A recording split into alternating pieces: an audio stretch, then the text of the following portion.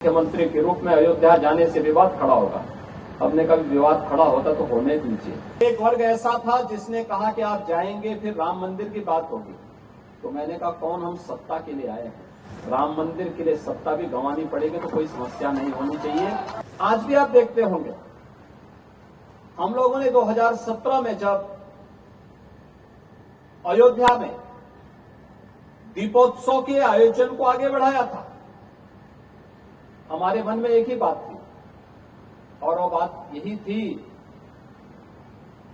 कि कैसे भी हो अयोध्या को उसकी पहचान मिलनी चाहिए, कैसे भी हो अयोध्या को उसकी पहचान मिलनी चाहिए, अयोध्या को वो सम्मान मिलना चाहिए जिसका वो हकदार होना चाहिए। एक द्वंद्व था जब अयोध्या में पहली बार आने की बात हुई।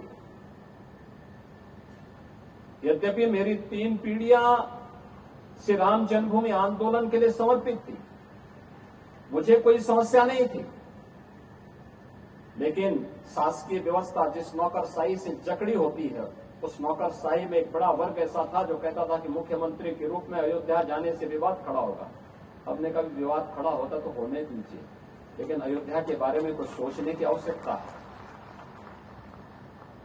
फिर एक वर्ग ऐसा था जिसने कहा कि आप जाएंगे फिर राम मंदिर की बात होगी, तो मैंने कहा कौन हम सत्ता के लिए आए हैं, राम मंदिर के लिए सत्ता भी गंवानी पड़ेगी तो कोई समस्या नहीं होनी चाहिए। और हम लोग उस समय फिर इस कार्यक्रम के साथ जुड़े। मैंने से 19 अवस्थी से कहा, मैंने कहा एक बार चुपचाप जाकर के देखो दीपोत्सव का कार्यक्रम कैसे हो सकता है।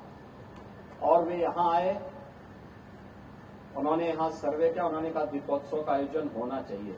मैंने कहा मैं जाऊंगा, दीपोत्सव करते करते बीच में फिर राम मंदिर की बात उठेगी तो इसको क्या करेंगे। उन्होंने कहा नहीं, कार्यक्रम हो इसके बारे में हम सबसे बात करते हैं और सबका सकारात्मक भाव हो। और आज आप देख रहे होंगे दीपावली के एक दिन पहले अयोध्या का दीपोत्सव अयोध्या का एक फेस्टिवल बन गया, एक पर्व बन गया है। लाखों की संख्या में श्रद्धालु आते हैं और मैं मानता हूं यह शुरुआत थी अयोध्या में राम जन्मभूमि बनने की शुरुआत थी, राम जन्मभूमि की आधारशिला रखने की एक शुरुआत थी। अभी मैं जन्मभूमि दर्शन करके आ रहा हूं। मैं गत वर्ष अयोध्या में आए हुए श्रद्धालुओं की संख्या को देख रहा था और मैंने 2015-16 में भी कितने श्रद्धालु यहां आए, 16-17 में कितने आए, वो आंकड़ों को भी देख रहा था। एक समय था जब पूरे वर्ष भर में केवल 2,34,000 श्रद्धालु यहां पर आए थे 16-17 में। और मैं गत वर्ष के आंकड़े देख रहा था, गत वर्ष अयोध्या धाम में श्रद्धालुओं की संख्या आई थी 16 करोड़। आप अनुमान करिए क्या 2,34,000 और 16 करोड़ में कोई अंतर ही नहीं है। अभी आप देख रहे होंगे लाखों लोग अयोध्या में आज भी दर्शनार्थ आए थे।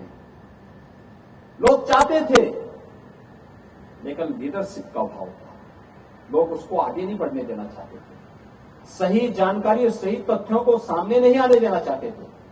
लेकिन हम सब आभारी हैं प्रधानमंत्री मोदी जी के, जिन्होंने विरासत और विकास को एक साथ जोड़ करके भारत की परंपरा को उस गौरव के साथ आगे बढ़ने के लिए प्रेरित किया। और मुझे लगता है कि आज के दिन पर वह लेखनी का आधार बनना चाहिए, क्योंकि जो लेखनी आज होगी वह आने वाली पीढ़ी के लिए धरोहर बनेगी, आने वाली पीढ़ी के लिए एक प्रेरणा बनेगी। कैसे भारत का नेतृत्व बदलने के साथ ही भारत एक नए भारत के बारे में सोचने लग गया, एक भारत श्रेष्ठ भारत के बारे में सोचने लग गया।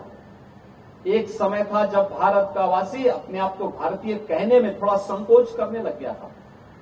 उत्तर प्रदेश का वासी अपनी पहचान को छुपाता था। ज्यादा समय नहीं, 1 दशक पहले की स्थिति थी, और आज क्या परिवर्तन आया है। जो नहीं भी होगा उत्तर प्रदेश का वो भी कहता मैं भी उत्तर प्रदेश का हूं। जो नहीं भी होगा भारत का वह कहेगा कि मैं भारतीय हूं।